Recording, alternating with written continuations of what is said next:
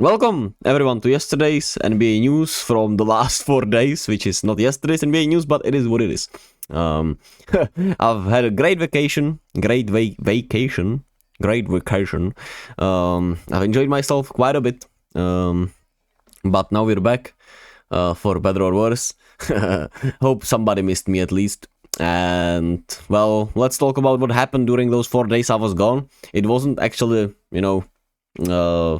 that was not as much news as I thought there'd be actually. So let's talk about the first two signings that happened actually, which is that the 76ers signed Gershon Yabusele for a 1-year deal, aka, I don't know, that's not even like the vet minimum, right? It's $2.1 million on a year. He obviously had a great Olympics with France. He was sensational in most their games on both ends of the floor. If he can shoot that 3-ball in the league, ooh boy, it will be intriguing.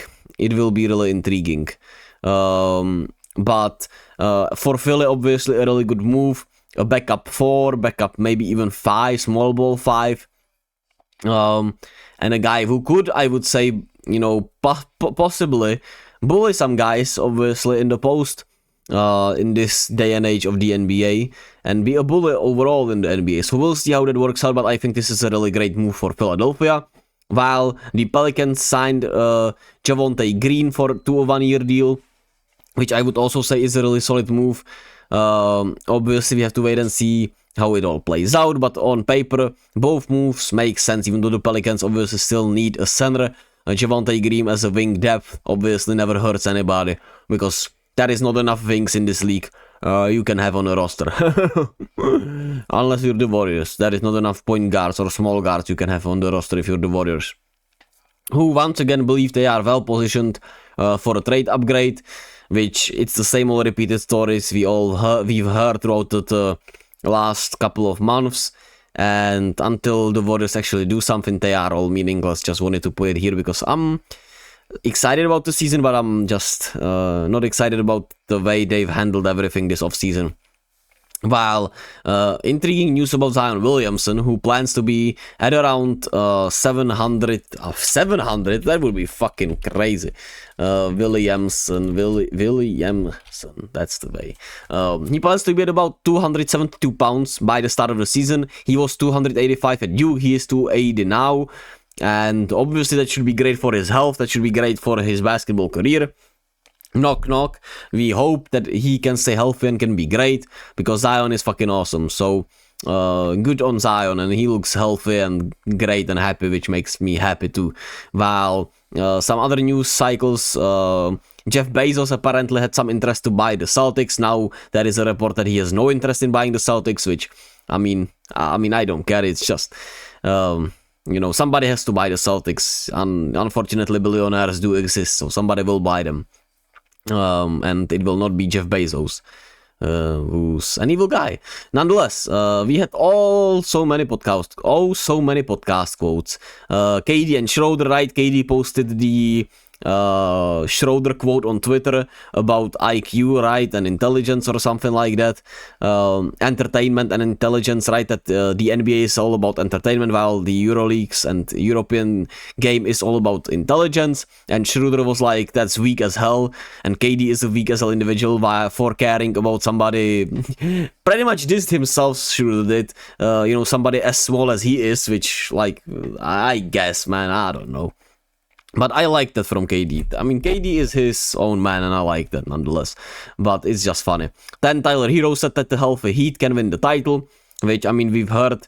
We've not seen the healthy Heat ever. And there is no reason for us to expect that to change, unfortunately, for them. Because they're just an injury-prone team and have injury-prone players.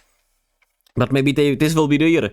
And, it makes sense. While Damian Lillard thinks he does not get enough credit for what he did throughout his career, even though he was on the NBA 75 list, all-time 75. He can feel that way, right? And who am I here to tell to Damian Lillard about shit?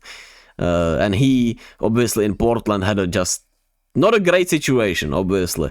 It's all about situations, and I think Portland is just not a good franchise. So you gotta give him props, and I think he's been getting a lot of props, but obviously the time in Milwaukee this year This did not help him overall, but I think, I mean, obviously he can make up for it in these next couple of years, and we'll see how his legacy turns out in 10 or 15 years. Then Chauncey Billups was taking shots at Rudy Gobert for not being able to stay on the floor in the playoffs and winning Defensive Player of the Year nonetheless.